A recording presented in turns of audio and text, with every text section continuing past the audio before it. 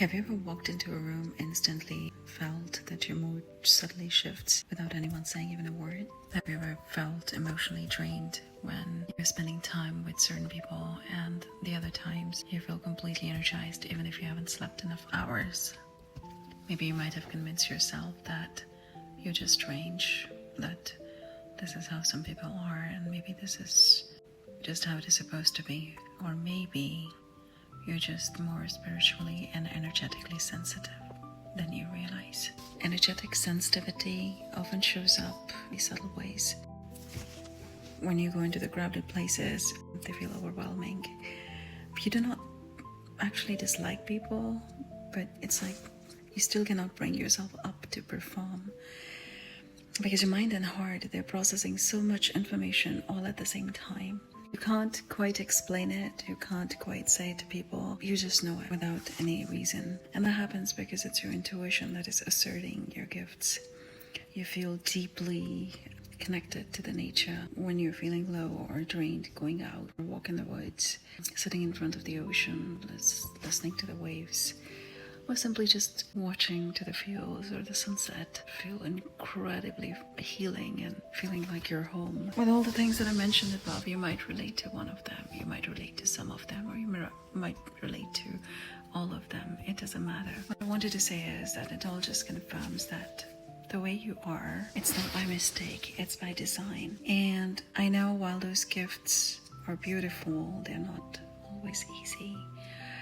Being sensitive can feel very exhausting in the world we are living. You spend most of your time overthinking every interaction that you've had. When you're drained, you need more time alone to recharge, which is not always so easy to spend most of your life getting misunderstood by people, explained to people, and they might call you strange or antisocial or many other labels that people can give you. What they don't understand is the intensity of how you're feeling the emotions and every energetic interaction that you have around you. Your sensitivity is not a weakness, and I've learned it over the years. It's actually an incredible gift. Embrace it because it allows you to connect deeply with others and empathize. It encourages you to have compassion and an emotional intelligence. We're living in a world that is moving way too fast.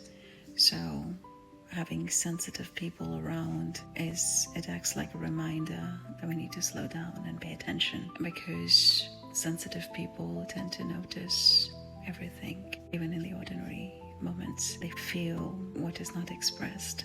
They hear what is not said. They often become the people who make others truly seen. So do not shut down your sensitivity by calling it out of the place or absurd. Wear it like a crown. Not everyone truly can access their gifts effortlessly. Learn to honor it and protect it with all you have. Because when you do, you trust yourself more. You understand yourself and the others better. You realize that the very thing that you once struggled with, and maybe the very thing that leads your way to the life with greater purpose and a connection.